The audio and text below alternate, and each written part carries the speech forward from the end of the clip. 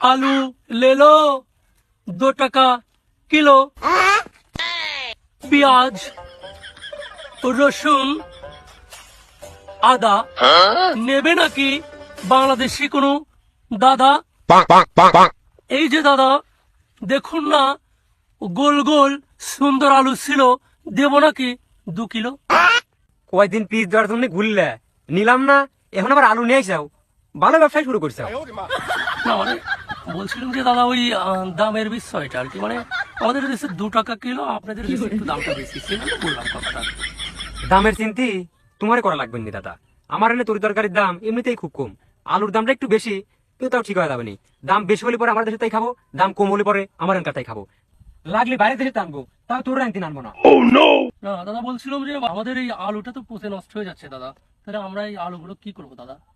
আলু আর কি করবি, পাদু দেশ যা তো একদিন ফালতু লোক।